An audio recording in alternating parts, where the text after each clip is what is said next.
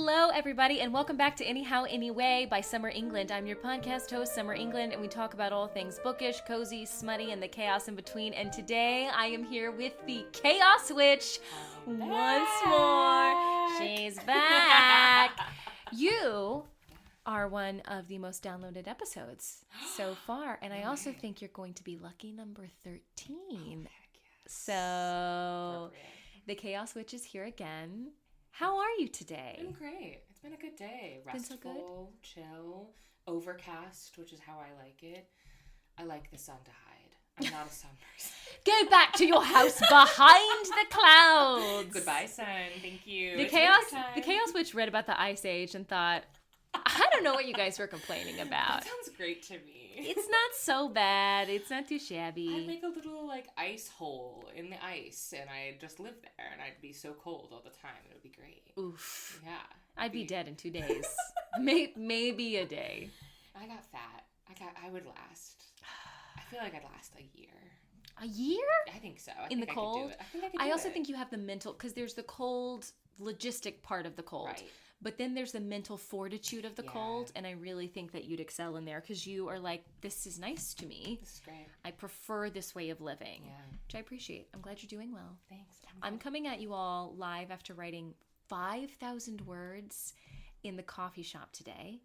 And I wrote so much in the coffee shop that the owner of the coffee shop came out and bestowed me a $50 gift card to the coffee shop to keep writing there. Summer, you manifested that literally this morning. You put that on your Instagram literally this morning, and then, That's so true. Look, I think it goes into, you got to be grateful. Yeah. I'm grateful every day to get up. You know, Good. I'm so I'm like, oh, cool. Thanks, we universe. We talked last time about everyday magic, and I want to addendum. I think your everyday magic is manifestation, because I don't think I've ever met a witch who has, like you, where you've just been like, it's been manifested, and then it happens. Like, almost every time. Every time you say, like, I'm just manifesting this, and then, like, it could be 24 hours, it could be a week, it could be a month. You're just like, oh, yeah, that happened. Look, it's happened. Done. And here it is. It's done. Well, because I think that I know that there's some people who have pullback on, like, I'm manifesting this, because it can sometimes feel like, oh, you're just saying that, but there's no energy towards it. Right. And for me, when I say that, I mean so much of, like, the energy's done. The energy's there. So much work has been put, or there's goodness and there's intention and there's energy in that. Why not? I think that you don't know how good life can get, so just expect for it to be better and better. You know what I mean? Girl. But You're so deep. Damn. You came for my soul with that. I'm ready. Well, I love it because you manifested for my love life, so it's got to come true. Yes, What? I did. I really did. I know you did. I'm ready. Yeah, I'm yes. prepared. All right. Okay. So today's questions, it goes the gamut as usual, but that was a really good intro, really good lead-in, because I want a lot of the questions today kind of talk about our witchcraft practices, because I thought that would be fun to delve into. You know, I think you asked me a couple weeks ago, like, what deities do you worship? And I was like, what a great starting question for next time. So, like, because you also just released a podcast episode about deconstructing, Yes. which is, like, intense, and I'm always curious about, like, do you want to follow a deity? Do you want to worship a deity after deconstructing from a heavily restrictive religion? So, like, that's my question for you is, do you want to follow a deity? And if you do want to, who do you want come knocking on your door? That's a great question. Okay, Chaos Queen. So, the thing that I've always been drawn to my entire life is nature and the chaos of it, the all-encompassing everything and nothingness of it. Yeah. And so I think I found my spiritual practices going so much more towards the earth and gardening, and every season I will go lay in this local cemetery around, sometime usually around the solstice, and just like sit with the earth and be there and be grateful, and, the sky, the ground. It's such an amazing vastness that I'm so grateful to be a part of. And I think that deities for me have always feel like they siphon a part of what nature is, of like, they are that energy of nature just redefined into a different name. And I feel that way about a lot of religions as well, of like, this is how people have understood it, whether it exists or not. I think it does exist because somebody believes in it. You know what I mean? Yep. And so, yeah, I guess I'm not averse to deities, and I really appreciate, enjoy, and find a lot of goodness, I suppose, in understanding how other people practice and what even is out there and how people seek to understand. I think for me, it's just always been in the earth, in the universe, and all of that. I mean, I've always seen you as a hearth witch, so that makes sense to me. Yeah. You just let me go just put my toes in the ground for a minute. I mean, it really centers, and I'm doing the same practice with my kiddo of working with the land and letting it teach you things about life and about death. And I do think, I talk a lot about, it's one of the only magics that we have is what we're doing right now of seeking to understand each other. And I think the other one is nature, and being out there and seeing, how do you deal with, I have invested so much of my time into growing this crop and it's dead. Yeah. And there's nothing I could do to stop it, and nature has wrought this upon me. But then, there's a litter of kittens at your door the next day. It's such an amazing balance that has always just spoken to me, I suppose. I love it. You're like a very circle of life. I am, yeah. Yeah, which is good. That's natural. Mm-hmm. That's like brings me back. Have we talked about how I want to be a death doula? Yeah. Yeah, I feel like that's exactly the same thing. Like, like it's just another natural practice. It's like the plants died, I'm gonna die. Yeah. And also, when I die, I'm probably just gonna I'm just gonna be the wind and the trees and all that good stuff.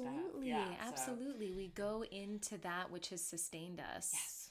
And how beautiful is that? Yeah. And I think the hardest parts of nature and the cruelest parts remind me a lot about westernized Christianity version of God, and then the gentler versions, which we do attribute a lot of nature things in the Bible to God and to Jesus. Jesus is sunrises, and whereas God is floods and natural disasters. And wow, yeah, that's a good point. That's, and Jesus is written in the stars, and these like very gentle parts of nature. I think, again, it goes back to sometimes it feels like we've siphoned off these energies into different deities, and so I like settling into the all. Ooh, that's good. Great answer. Woo. I love that. I mean, yeah, but we're both woo-woo. Yeah. You brought a chaos switch on your podcast. I did. I love it. Great. No, that's a great answer, and I love it. Wait, for the listener? Yeah.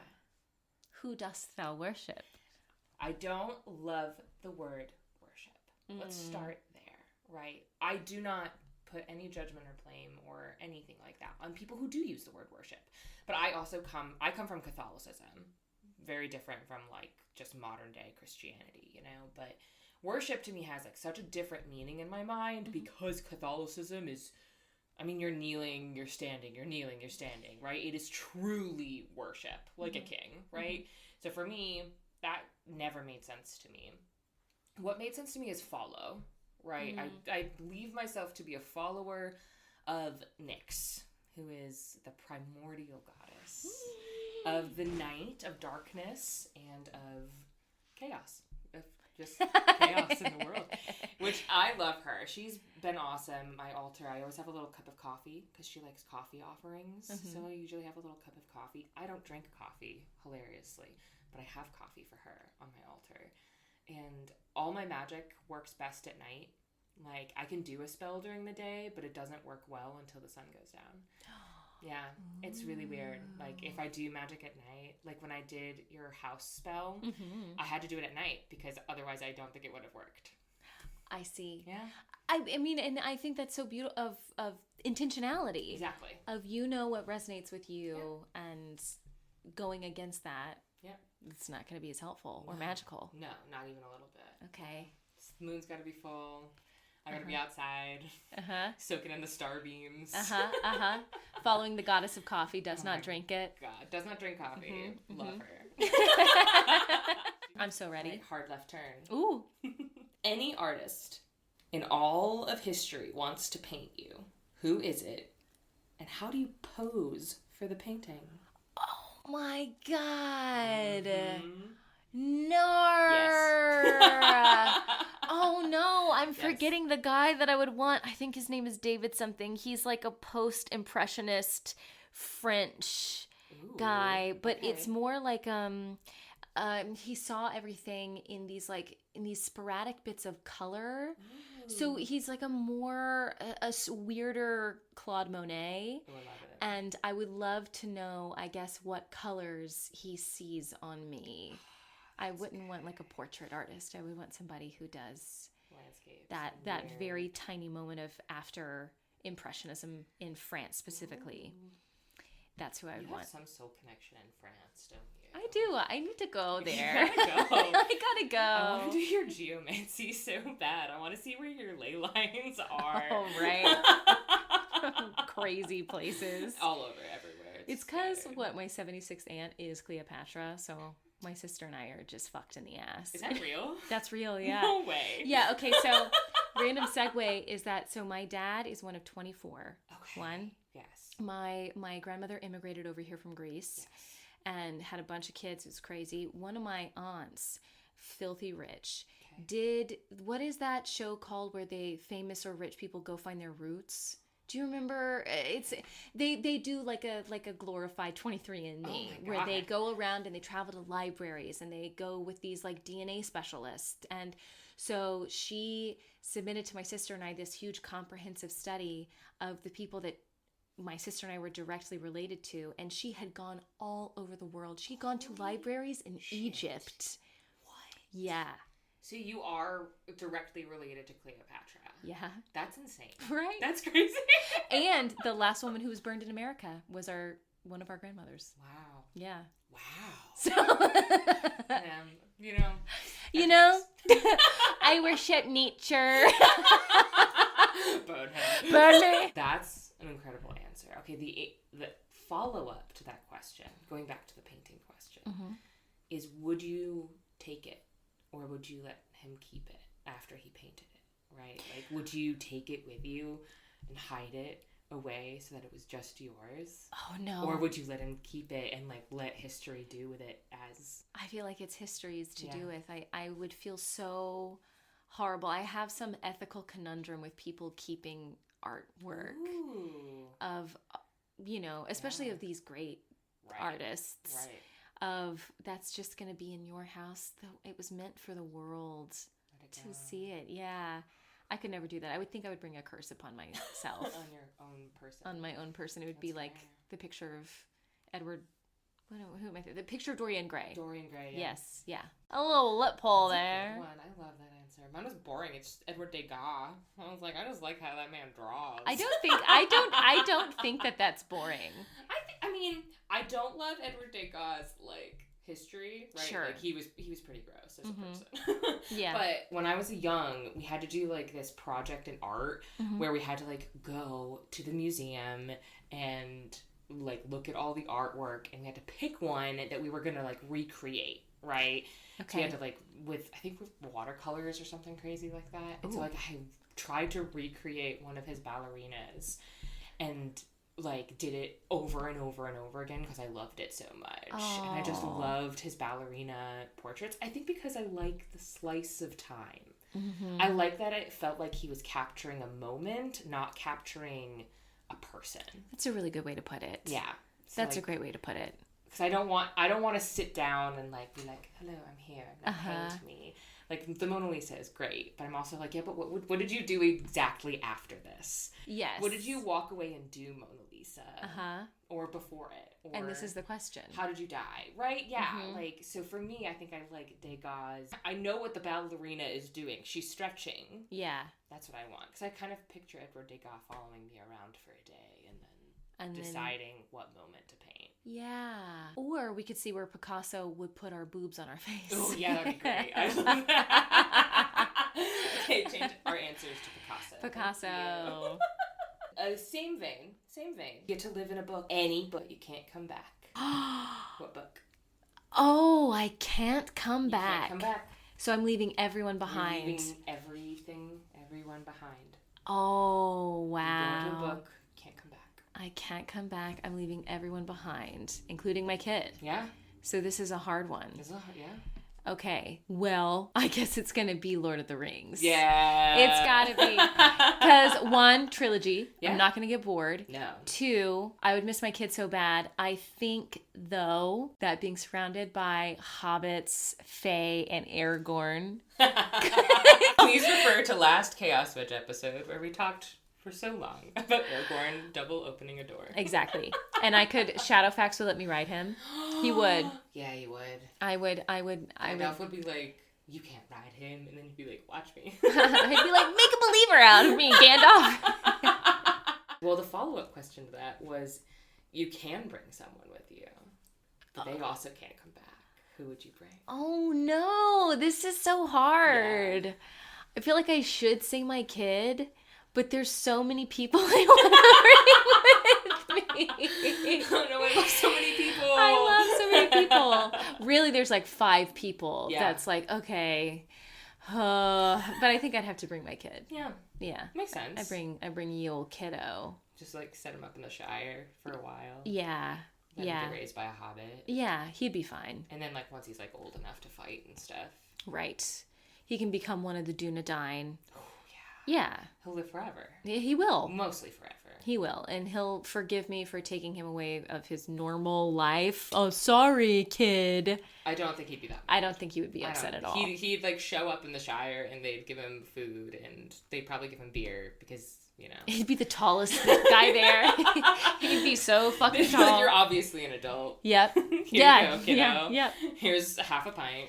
He would run off with Merry and Pippin. Yes, all the time. And steal carrots. Yeah. He'd be so happy. He would be best friends with Merry and Pippin. Easy. So easily. Easy. And I try to be a hobbit and they keep telling me, you got to go to Rivendell. You look like a fucking elf. You're too big. You're too big. Limbs too long. But Bilbo and Frodo would take you in. They'd be like, yeah, come on in. Yeah, they would. At least for a little while. That young Bilbo? Ooh. Frodo? No. No, I couldn't. Sad But life. I think it's just because I picture Elijah Wood now when I picture it, and I can't do those eyes, man. They're just very... And Elijah Wood looks like my siblings. Does he? My brothers, yeah because we we all have huge fucking eyes. We have huge eyes and slim, pointed faces. He really does look like my siblings. He could be one of us. That's pretty funny. Yeah. But because I couldn't. Not because he looks like my brother. I just couldn't.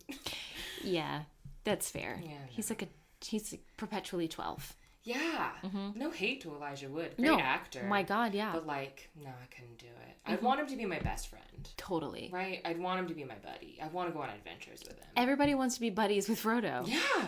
Sam. Yeah. Wise. Oh, the whole fellowship, really. Yeah, they did. They love him. You have seen the thing where at the end, the theory is that Elijah decided Frodo couldn't remember Legolas's name. Because like they're all coming in and he's saying everyone's name as they come in, and then Legolas comes in and he's just got like this blank smile face as Legolas walks in and he doesn't say Legolas's name. And then I think Gimli comes in right after and he's like, Gimli! I mean, I now that you say that, when do Legolas and Frodo ever interact? Exactly. They don't speak to one another. Legolas is just there for Gimli, let's be clear. Yes, we all know that. And we all know that's how their story goes. They go look for the last of the Ents forever. It's so romantic. It is! But, anyways. Okay, great. Good question. Good answer. Both good answers. Okay. This is my favorite one. Ooh. If you ran a booth at the REN Fair, what would you sell? That's such a sweet question. Yes, this is a cozy one for you. That's such a sweet question. What would you want? Like, and this is not, don't limit yourself based on the skills you currently have. Like, this is like dream scenario. You're like, I get to sell anything I want, right? You automatically are gifted the skills. Okay. What do you sell? So the first thing that comes to mind is, because I love to reduce, reuse, recycle, is I make miniatures out of acorns. So I hold them out and I make little fairy houses or tiny nests or little kitchens in the acorn from around the area where the Renaissance Fair is. I love this. Yeah. I love this answer so much, because I feel like there's also so much room for expansion once everyone falls in love with it, right? Because you got to start small and then build. Yes. But then you can go to fairy doors, fairy swings, fairy playgrounds, fairy schools. The whole thing. You can just keep going. Yeah. And I love that. I have an acorn empire. I do. A corn on the cob. A corn. I'm ruining it. No, you're not. I'm loving it even more because I'm imagining those like dried out ones. Yes. Yeah, that would be really good. Actually. Yeah, and little As carvings. I feel like that could be like a school bus, a fairy school bus. Yeah, That'd just be all good. made out of acorns, Yeah, and that's they're a good hulled out, one. and you take the top off, and there's little. You could do mystery boxes of them where you don't know what you're getting inside, and you take the little acorn top off, and you got like the coffee one. God, that's cute. Oh, guys, I really want the cat cafe acorn. How small must your cats be to fit in? So tiny. So tiny. I have to have, you know, that scene, that really satisfying scene in the second Toy Story where the old man is redoing Woody, He, like, and paints he's over. got like 8 million glasses on. Yes. That's me with these, I love that. the world's smallest I cats. love the idea of someone like being the shopkeeper, but you're just in the back with your giant With my glasses. You steampunk don't glasses sell on. anything. You're just you're Geppetto Uh-huh. in the back. They try to ask a creating. question, and the shopkeeper's like, "Oh, sorry, she doesn't talk to people." It's like you become like the fairy tale of the Renaissance Festival because she doesn't speak to anyone. Uh-huh. At the end of the day, she kind of just disappears into a puff of smoke. Yeah. Like, How to be whimsically fearful avoidant.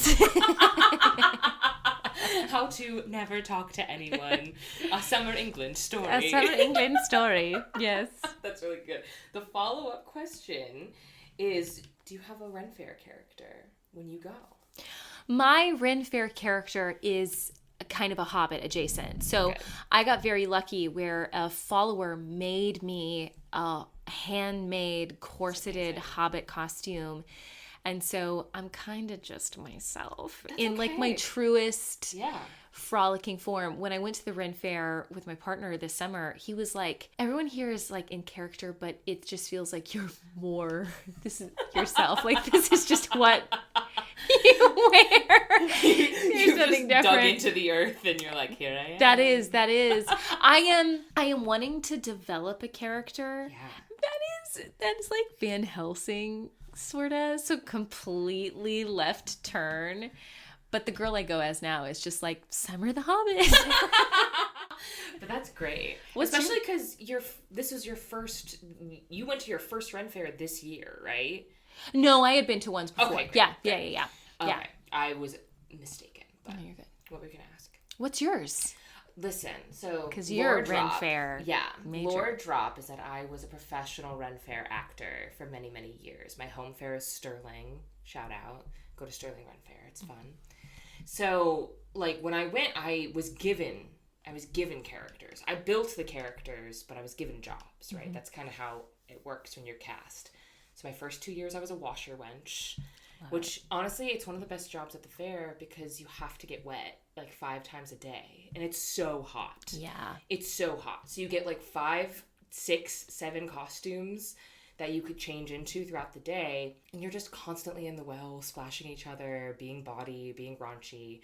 It's a great time, and you're never hot because you're constantly, and you can always go back to the well and get wet, and you're just like, great, this is amazing. Nice. But then my third summer was when I truly fell into myself, and I found Maul.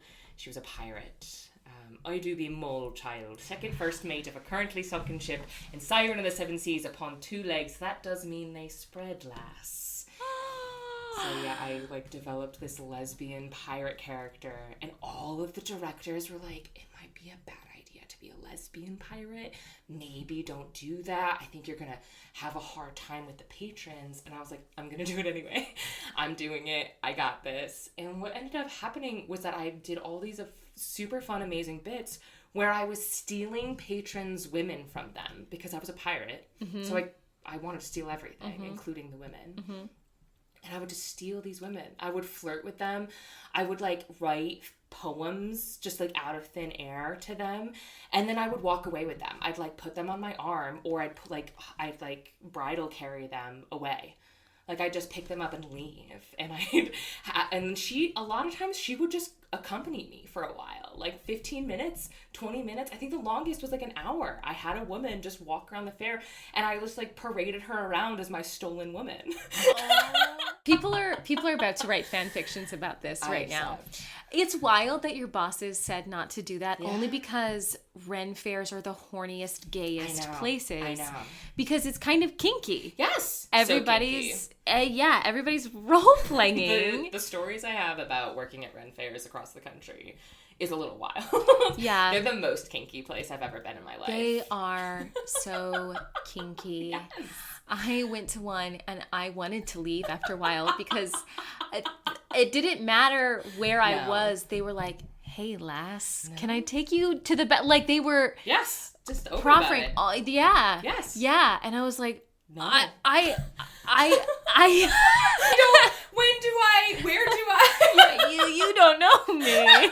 Doesn't matter. It doesn't matter. It makes it more fun for them sometimes. Right? Well, because it's a transient job. So here's like a fun fact about Ren fairs is that like a lot of the people who work there, they travel from fair to fair chasing warm weather across the country, right? They live out of tents. They live out of trailers. They camp at these fairs and then they work them. And that goes from merchants to like the walking salespeople, that goes to the actors, the independent acts. Like it's a transient job, and so I think like for a lot of them, they don't settle down. Like they don't get married. They might have a partner for years and years, and then they're like, well, this is not suiting us anymore.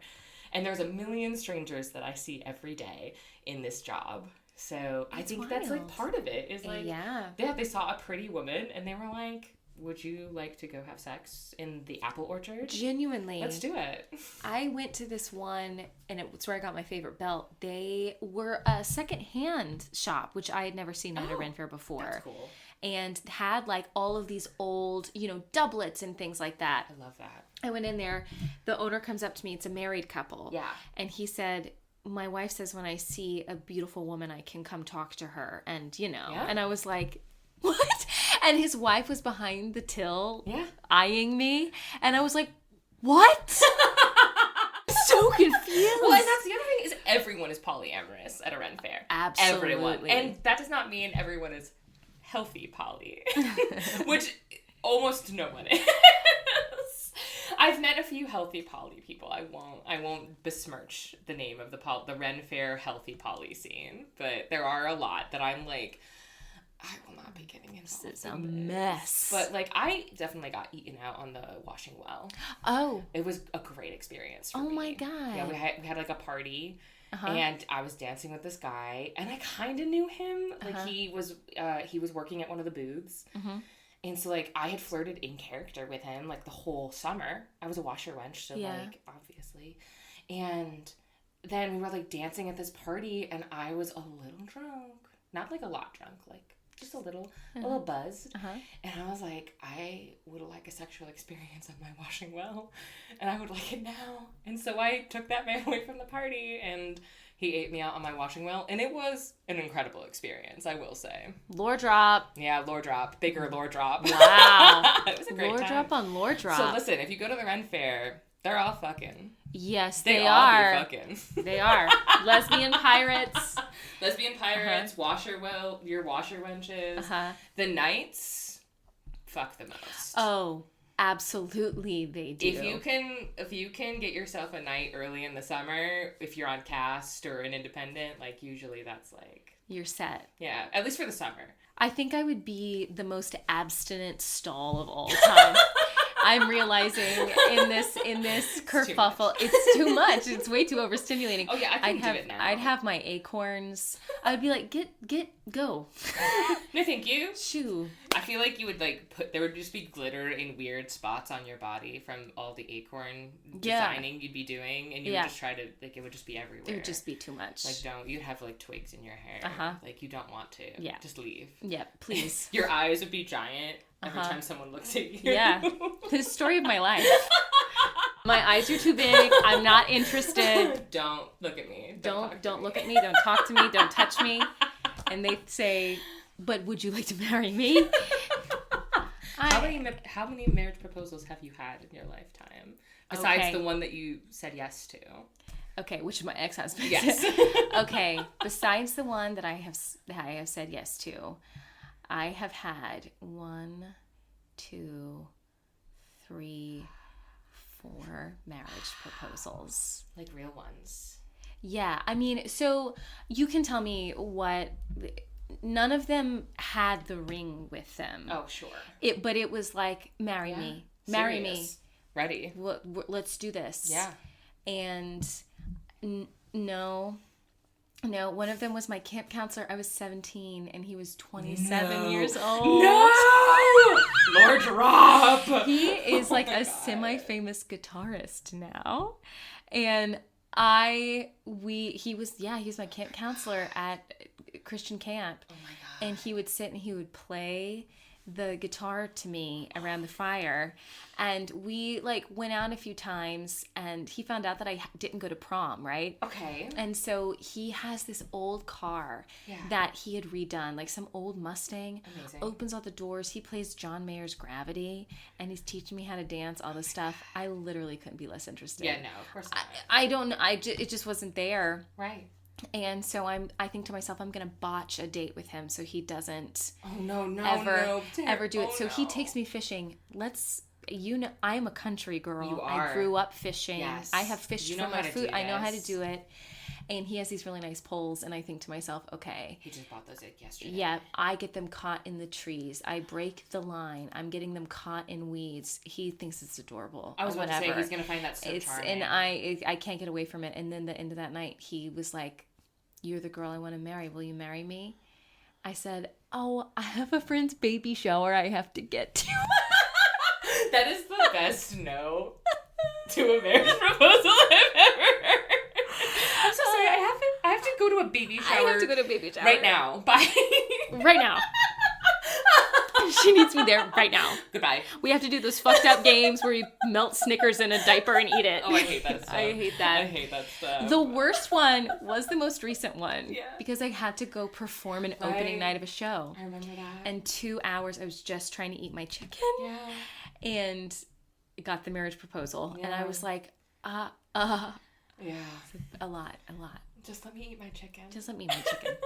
Please. Then go perform in this show. Because now there's going to be an after you ask this question, and your train doesn't leave for a while. Yeah. So It's so bad. It's so bad. But it's correct. It's correct. Yeah. That's funny. I've had 3. You've had 3? All over the apple pie I bake. Oh. I bake this very good apple pie, and I feed it to people, and I've had 3 genuine marriage proposals. I didn't think, they were joking at first, right? They were like, "Oh my God, marry me," right? Mm-hmm. But then, a week goes by, and they're like, "You never answered me. Will you marry me?" Oh. And I'm like, why does this keep happening? I just your apple pie. Yeah. It's always been over my pie. And I don't know. I like that. That needs to be in a character somewhere. My apple pie. accidentally keeps getting people to. To. A love potion that she it's like cinnamon is a love spice or something. Cinnamon is That's true. I feel like people use cinnamon for everything. I do. Yeah, I blow that on my door. Oh God, you have to. Yeah, you have to. That's a great segue into the next question. Okay. Thank you, Summer England. Mm-hmm. What is your favorite magical ritual? My favorite magical ritual is that every New Year, I sit down with I have a little, not spell book, but I guess it's similar to that, where I put intentions and hopes and feelings and things I want to leave behind and things I want to take with me. Yeah. And I have this other book where I keep the first blooms of every season pressed between the pages. Okay. So I'll take one of those out and I'll put it on my journal paper with my intentions for the year. Yeah. And I seal it with beeswax from the farmer's market. And then I shut it and I let it stay and ruminate for the year, and I revisit it. That's what I do. That's beautiful. That's a beautiful magical ritual. Yeah. I'm coming back to what we originally said. Your manifestation powers are honed and perfect. Like, you're very good at it. Thank you. You obviously have practice. In some iteration of my life. Yeah? I guess. You're just like, this thing, it's gonna happen. It's gonna happen. It's done. Thank you very much. We put in what we want to get out, like it. and we are grateful for it. Yeah.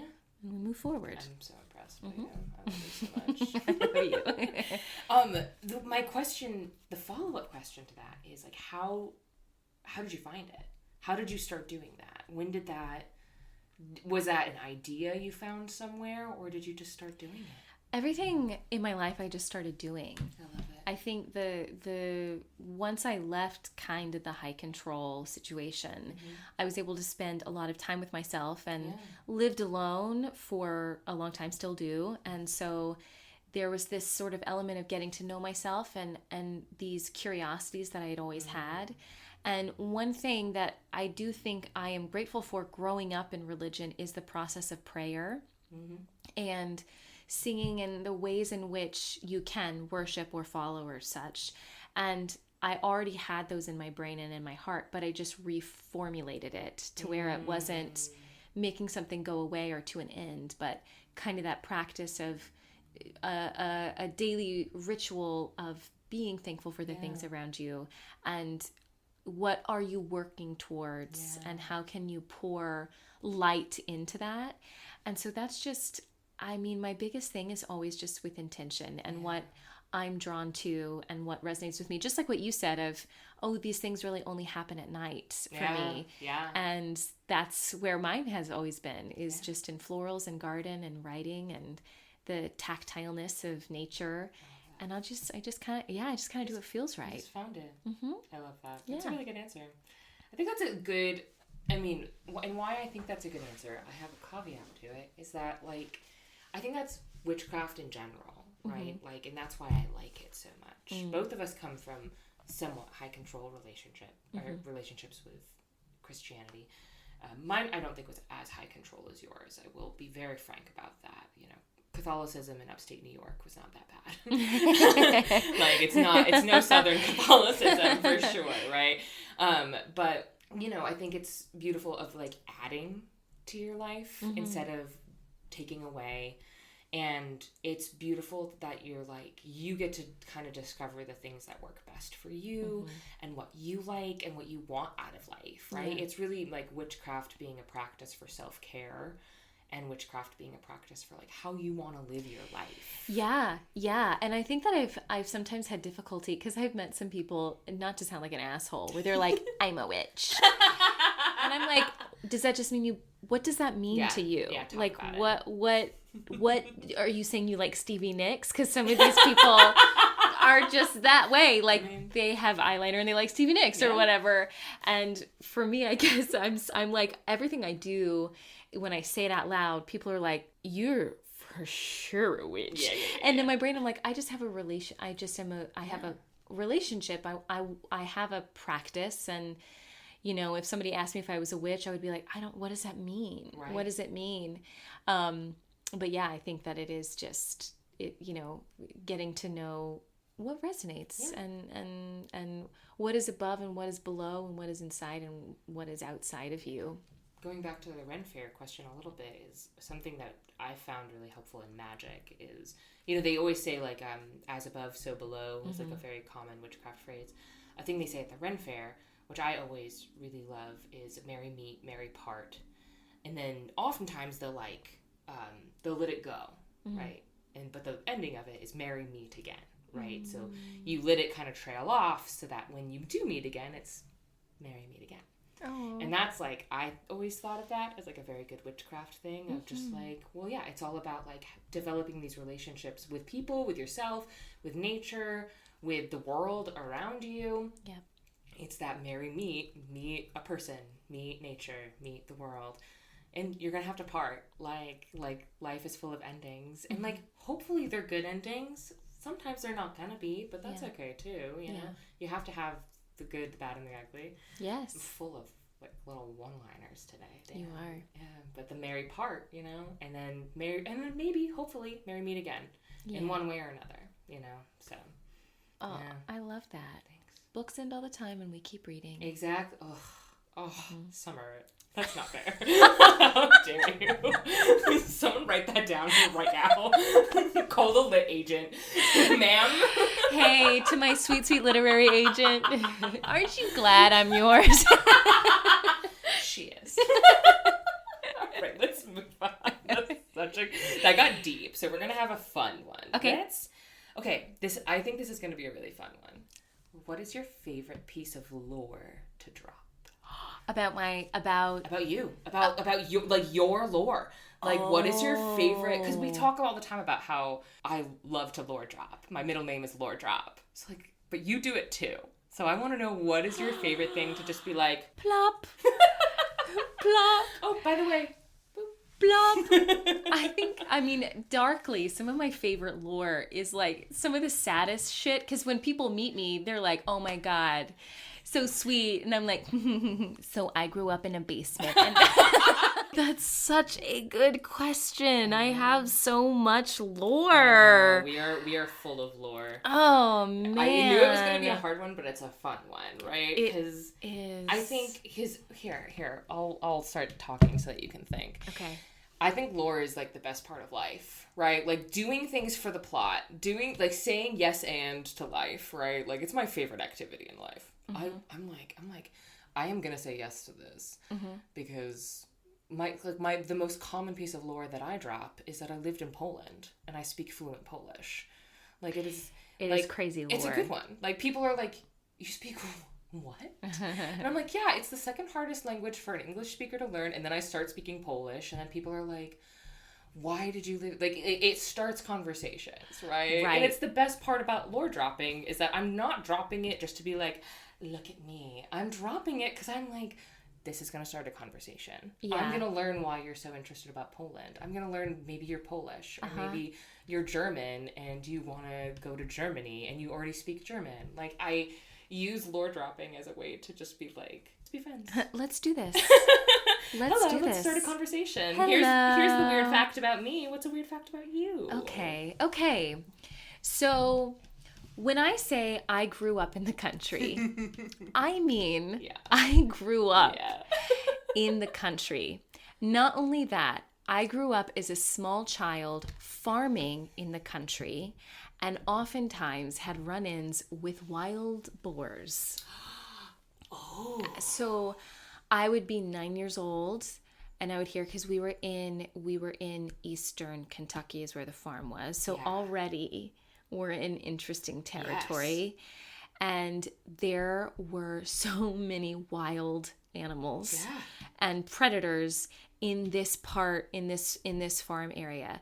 So from the young age of, I started farming when I was 3 and went until I was 14. Okay. And I would have run-ins with snakes, right? Hornets, wild boars, bobcats. Wow. Oh, that's a big one. Yeah, that's a huge one. Well, the boars are scary too. Boars are kind of scary. Boars are really tough. And one time there was a brood of them that came out, and obviously they're very dangerous, extremely dangerous. Can tusk you. They're really fast, and we just sort of had to creep and get into the vehicle really slowly. Oh my God. And I was also in a plane that was struck by lightning. What? Yes. So while you were in it? No wonder you have flight anxiety. And so weird, I didn't even get flight anxiety from that. What? I did not. I didn't get flight anxiety until I was in my 20s. I don't know how it developed. I was flying into Arkansas, where my family was. We flew in, a tornado touchdown. I shit you not, we are in the actual tornado. I'm not even joking with you. What? I'm not joking with you. How are you alive? How are you? Okay, and let me tell you, I was window seat, right? Yes. Because I think I was 9 years old. Oh, sure, yeah. And I had an iPod at the time. I was listening to Carrie Underwood's I Dug My Keys. I was bopping the fuck on. Okay? I had my iPod Nano whose name was Clyde. Good name for an and iPod I was Nano. listening. I was so loud and I thought it was so fun. I was like, oh my God, we are in this storm right now and guys suck and all this stuff. My pop is holding my hand. Right. Because he's in it and he's like, oh, we're going to die in this. The plane is shaking. The wings look like they're flying. I'm laughing. I'm like, it's a bird. I wish I could access that. Then all of a sudden, the plane, I see the lightning strike. It strikes the plane. Okay? We're still up in the air. Right. Lightning is striking all around us. Somehow this man gets us to land. Yeah. It is a horrible landing. Of course it is. We have to run inside because there is literally a tornado on the airport grounds. Right.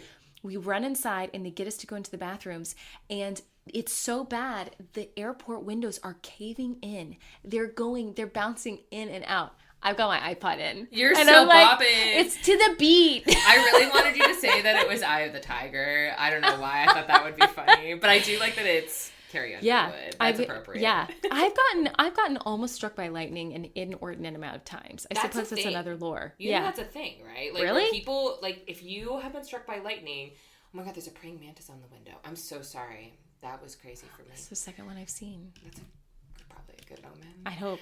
But that's a thing where if you've been struck by lightning, you're more likely to get struck again. Shit. Yeah, that's a real thing. Oh my God. And so I wonder if it's a thing that, like, if you've been almost struck by lightning, you are more likely to almost be struck by lightning. I continuously get almost struck by lightning. And they don't know why. Wow. Like, there's people who have survived lightning strikes who then, like, get struck by lightning, like, again, and then survive, and then, like, but they always know, they kind of know, like, if you talk to someone who survived a lightning strike, there's something weird in their brain. Yeah. Where they know that that's what's going to take them out. Like, it's going to be a lightning Wow, the way I would never leave my house. I'd have such a complex. That's a real fact. So I'm glad you didn't actually get struck by lightning. No, it's always almost. It's always almost. That was like 2 really good lore drops of, like, I know how to handle a boar. Yep. And I was in the eye of a tornado. I was in the eye of a tornado. In a plane. And it didn't give me flight anxiety. No, that didn't give me flight anxiety.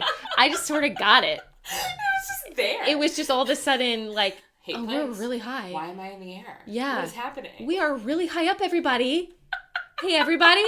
We're really high up in the air. We should not be here. Oh, God.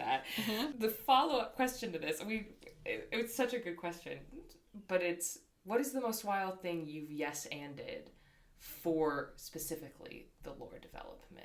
Like, what have you've been given an offer and you're like, I have to say yes because this is going to be a lore drop. Like, you've had the awareness in your head. You're like, if I don't say yes to this, I am missing out on an amazing story right now. Oh my God. I'm coming for you this week. You're coming for my ass because you know I'd be doing that. I know you'd be doing that all the fucking time. I mean, genuinely. Yeah. I've done it so much. Yeah. That's kind of how I live my life. That's a good way to live life, though. Is that I'm like, this could be a really good story. Why don't I just do this? Why don't I just see? See what happens. I mean, I think with my literary agent, that was a big thing. Ooh. Because you know, I never sought out to be a writer. Right. And then she reached out to me and I was like, I was drawn to the way she talked about stories and thought we could make something together. And I was like, well, also, plot. The plot would be so good. Yeah, you gotta just do it. Probably. The craziest thing I've yes-anded I'm so excited. is that church camp. Okay, we're going back to church camp. It's my senior year. Okay. And people are in need. There has been pranks pulled on the girls' cabins. Our cabins were separated by a road. It was boys' cabins, girls' cabins. And the guys had crawled up into the rafters in the girls' shower room and dumped flour on the women while they were bathing, turned them into biscuits. And and at this point, I thought I have reformed my ways because I was a really big prankster growing up. Yeah, you were. I mean, verging on evil. Have gotten the cops called on me because I prank called so many people. It was just a terrible amazing. thing. I've been reformed. Okay. Well, the girls come to me Yes. and they say, we need you to help us prank the boys. Yes. And we need it to be unforgettable. Yeah. I say, okay. Let's do this. Now, there is a night watchman who makes sure that no one sneaks out of their cabin. And he sits on the front mess hall with a rifle. This What? man, no one's ever gotten past this man in 40 years of this camp being alive. So Oh my God. we're out in the middle of the woods in Kentucky, right? The only way to get across is to go over the road. Right. Unless you do a 3-mile trek in the forest through a literal swamp and go and sneak behind their cabin Oh my God. through the window. Okay. I have to do it for my girls. I You said have yes. to do it. Our only supplies, I stole ketchup bottles Okay. from the mess hall. Great. Because I was their most trusted advisor. I was the golden child. Right. And a bunch of period pads Amazing. and saran wrap Okay, great. and tampons. Amazing. Okay, this is a great start. I stay up all night. I am with one other person. Now, if we get caught, Yeah. we could literally, this man could shoot us. Yes. Okay? Yes. We are trudging through the swamp. It takes us hours to get to the other side of the cabin. You were literally Lord of the Rings again. We are. Oh my God. We go in there. All right. I think we finally get in there at like 3:30 or 4 or something. We destroy the bathroom. Oh my God. We soak period pads in water and then tape it up. We clog all of their toilets with tampons and period pads. And then we squirt ketchup on everywhere. All right. It's disgusting. Sneak back. The next day we get gathered into the hall. Yeah. And they said, a disgrace has happened overnight. And they ban pranks, prank wars were always like a fun thing for the camp. Yeah. It's still banned to this day. Oh my God. And you know what? I had the leader of the camp come up to me and he said, I know you'd never do something like that. And I hope these girls look up to you. And I said, they do. They really do. Listen, 17-year-old Summer was right. Oh my God. That was the lore drop of lore drop. It was So lore those are drop really of lore good. drop. That That's was good. the same week at camp that the guitarist who's 10 years older than me Oh my fell God. for me. Oh I had mad risk. You really did. You were ready. I was so alt. I'm so old. At my senior At year my of senior Christian of camp. Christian camp, Prankster Supreme. just a guy threw up. He walked because in he saw it? because he saw the bloodied period pads because he had like a blood thing. He threw up. He passed out. His parents had to take him home. His parents had to take him home. He was grown. He was Listen, literally grown. It was unforgettable. You did Yep. exactly what was asked of you. I did it for the plot. Gold star. Mhm. Gold So- star. I'm never going to get over that. That is such a good one. What do you want to happen when you die? What's the best case scenario? Oh my God. Yeah. I think the best case scenario is people always talk about this feeling of peace and things. I would love to see all my loved ones Yeah. and for them to be like, do you want to go back? Or do you want to stay? Ooh. That's what I would love to happen. Like all your dead loved ones. All right? my dead Yeah. loved ones. And they give you the choice. And do you want to redo another life on earth? Wow. Was it worth it to experience this? Do you think your soul has something else to live? Or are you done? Or are you done? Are you ready to come back? Because that gives you both the satisfaction of like seeing all these people that you miss. Mm-hmm. Like if I could hug my grandma one more time or my grandma Bernie, oh Yeah. my God. Yeah. I'd cry. I'd weep. Yep. Right? So it gives you that satisfaction of like seeing everyone you've lost again. Mm-hmm. But also giving you the opportunity of like, you get to, it's your free will. Free will is real. You get to. Yeah, do you want to go back? Yeah. Or have you lived it all out? Right. And I think that I think you know now and then you'd know then. And I can only imagine, if you believe in past lives, Yeah.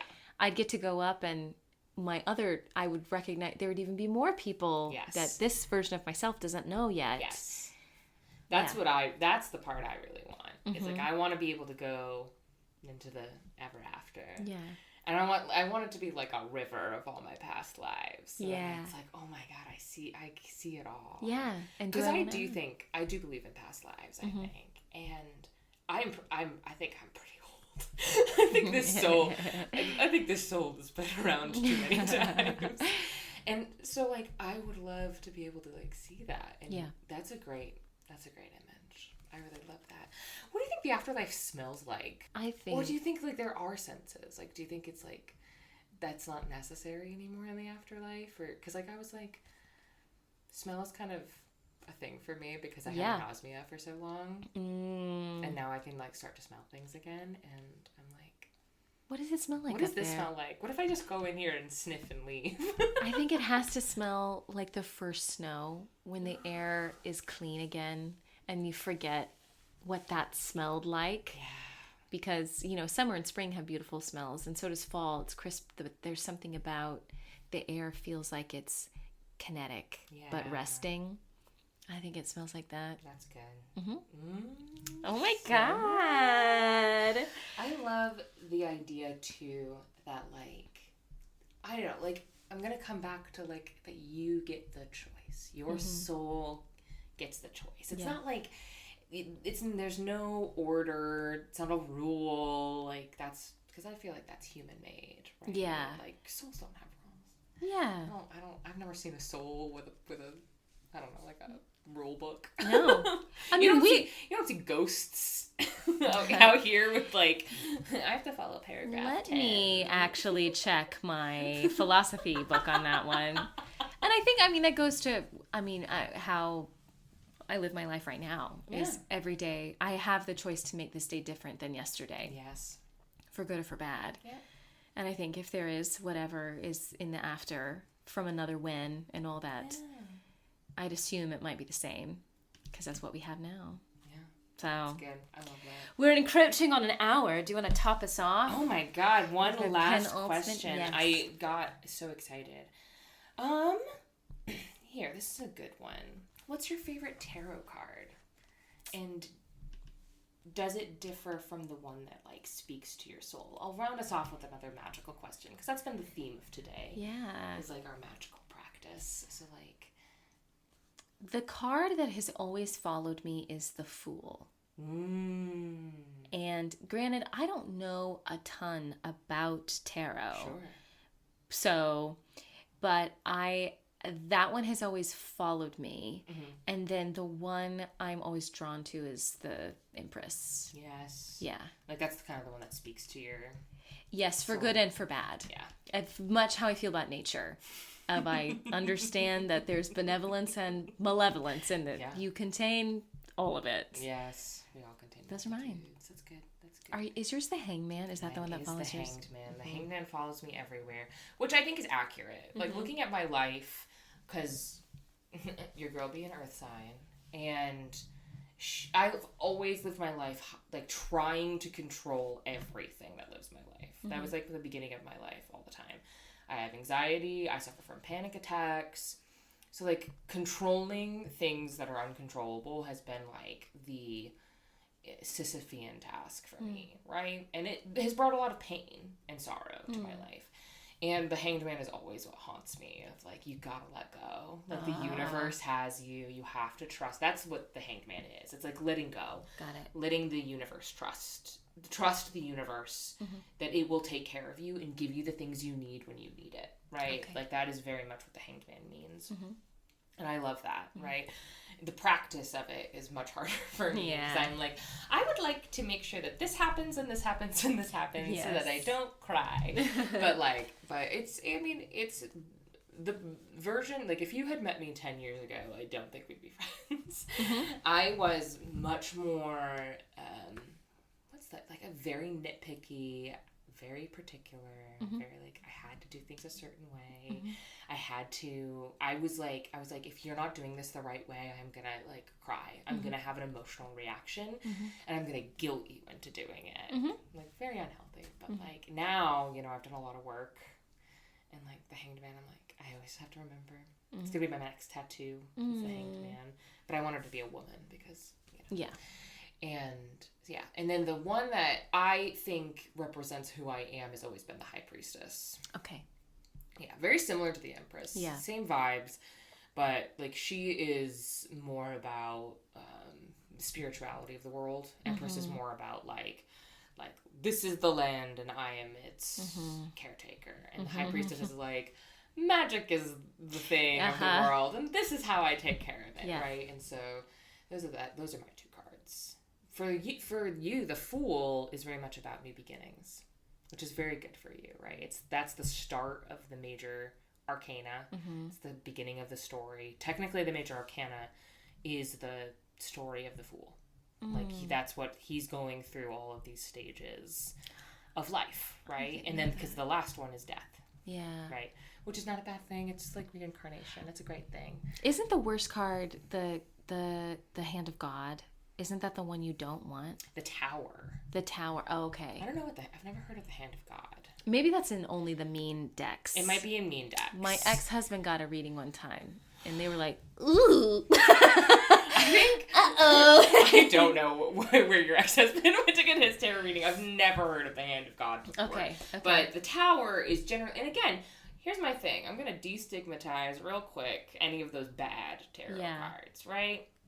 They're not bad. It might symbolize a period of chaos in your life, a period of change or upheaval, things that like might not feel good, but like that doesn't mean like nothing catastrophic is going to happen. You're not going to die if you pull the Death card. If you pull the Tower, your house isn't going to fall down, right? Yeah. They're all about change and how you handle it, right? So like if you pull the Tower, like people talk about their Tower moments in witchcraft, right? And it's like, well, you might have a big breakup, or you might have a job shift. You maybe you decide to go back to school, and like that is going to change your life dramatically, you know? Or like maybe you find out you're pregnant. Yeah. Like there's a lot of things that like could come of the Tower, and it's going to be chaotic and it's going to be a big change, but that does not mean it's bad, right? Like it's like a heads up from the universe. Get ready. Be prepared. Yep. So don't be scared if you get the Tower. Just start to like. And you've probably felt the inklings anyways. That's how I always fail. Because right in the middle of when my divorce was starting and a bunch of stuff was happening, I got a reading and it was the Knight of Pentacles. Yes. And the Tower and the World. Yes. And I remember she laid him out on the table and I was like, you don't even have to say anything. You know what? I don't need you to tell me. I see the images. I see a horse bleeding.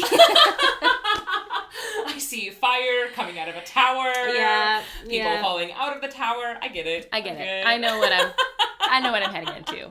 And she literally went, so. Don't. No, it's okay. It's fine. It's okay. I get it. I'm here with you. Yeah. You know? The MILF does the best tarot readings. The MILF. So for those of you who didn't listen, that's going to be either the previous episode or the next episode. I'm so sorry, I've ruined the continuity. You haven't ruined the continuity at all. It's up to me how it continues. That's true. So yes. Man, I love frogs. Yes. The MILF did one of the most memorable tarot card readings I've ever had. Yeah. Which was last December. Yep. And she laid it all out. And she said, you are in an inequitable partnership. Yeah. And it will break and it will be hard. And then you will, but then it'll be better. And it is. And I was like, right. Yes. And she thought it was about work. Right. And I was like, yeah, it's about work. Definitely about work. It's about work. Yeah, 110%.